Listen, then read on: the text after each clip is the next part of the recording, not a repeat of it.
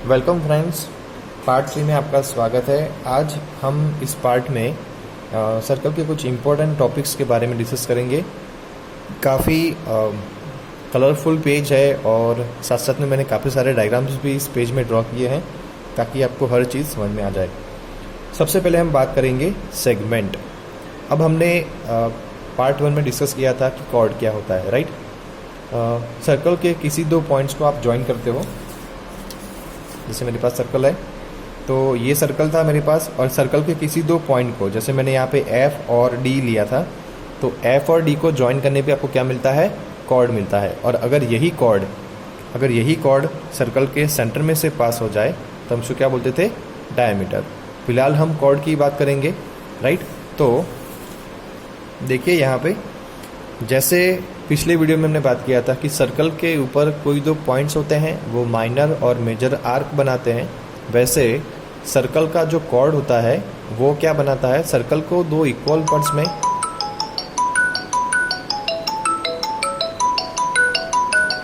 Circle को दो unequal parts में डिवाइड करता है। जो छोटा पार्ट है उसको बोलेंगे माइनर सेगमेंट, राइट। देखो यहाँ पे मैंने सर्कल के दो पॉइंट्स को कनेक्ट किया है, point A and point B, right.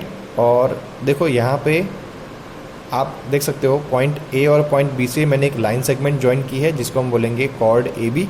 और इस कॉर्ड ए बी ने क्या किया है? सर्कल को दो अनइक्वल पार्ट्स में, देखो ये छोटा वाला पार्ट है और ये बड़ा वाला पार्ट है, राइट।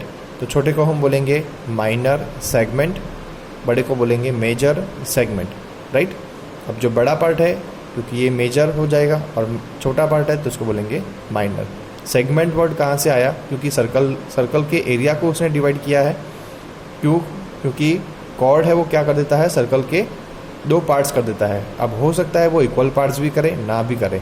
अगर इक्वल पार्ट करेगा तो वो सेमी सर्कल बन जाएगा जो डायमीटर बनाएगा, ठीक है।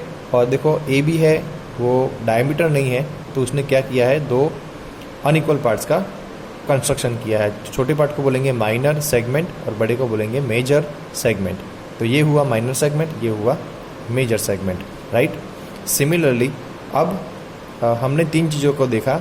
सबसे पहले पॉइंट्स होते हैं वो आर्क बनाते हैं, फिर कॉर्ड होते हैं वो सेगमेंट बनाते हैं। अब हम बात करेंगे रेडियस की, ठीक है। तो देख सकते हो यहाँ पे sector form by micro chord, minor chord and radius divide circle into two unequal parts. जैसे यहाँ पे देख सकते हो, यहाँ पे एक सर्कल है और सर्कल का पॉइंट ओ और पॉइंट ए, पॉइंट ओ और पॉइंट बी। सर्कल के सेंटर को सर्कल के किसी एक पॉइंट के ऊपर को आप ज्वाइन करते हो तो क्या मिलती है? रेडियस मिलती है। यहाँ पे ओ ए एंड ओ बी क्या है? रेडियस है, जिसकी वजह से सर्कल को तोड़ दिया गया है। देखो यहाँ पे मैंने तोड़ दिया सर्कल को, ये वाला पीस निकल के बाहर आ गया है। तो ये जो छोटा पार्ट दिख रहा है ये हो गया माइनर, और जो बड़ा पार्ट दिख रहा है आपको ये है मेजर, राइट। मगर ये सर्कल की रेडियस की वजह से बना है, तो इसको हम बोलेंगे सेक्टर, राइट। ये छोटा पार्ट माइनर सेक्टर, बड़ा पार्ट मेजर सेक्टर। तो हमने यहाँ पे तीसरी बात को भी कंक्लूड किया। पॉइंट्स होते हैं वो आर्क बनाते हैं, कॉर्ड होते हैं वो सेगमेंट बनाते हैं जो यहाँ पे देखा हमने, और रेडियस होती है वो सेक्टर बनाते हैं, राइट। अब एरिया ऑफ मेजर सेक्टर क्या हो जाएगा? θ/360 इंटू पाई आर स्क्वायर। अब पाई आर स्क्वायर क्यों? क्योंकि एरिया ऑफ सर्कल क्या होता है? पाई आर स्क्वायर होता है। अगर पेरीमीटर होता तो 2 पाई आर लेते, ठीक है। तो ये फार्मूला आपको क्लास 10 में बहुत हेल्पफुल करेगा। और अबाउट सेक्टर की बात करें तो देख सकते हो मैंने इस पीस को, यहाँ पे जो सेक्टर है, माइनर सेक्टर है, मैंने इसको यहाँ पे ड्रॉ किया है। तो अगर आप इसको ध्यान से देखोगे तो ये दो टुकड़ों में बटा हुआ है। इसका जो यहाँ वाला पार्ट है, ये वाला पार्ट, राइट, ठीक है। ये आप देख सकते हो, ये जो पार्ट दिख रहा है ये ट्राइंगल है, और नीचे का जो पार्ट है वो सेगमेंट है। तो सेगमेंट और ट्राइंगल को ज्वाइन करोगे तो क्या मिलेगा आपको? माइनर सेक्टर मिलेगा। तो ये बात आपको याद रखनी है जब आप एरिया ऑफ सर्कल क्लास 10 में पढ़ोगे, तो ये आपको छोटी छोटी बातें आपको एरिया फाइंड करने में काफ़ी हेल्प करेगी। तो फिर से मैं यहाँ पे एक चीज़ को कंक्लूड कर रहा हूँ।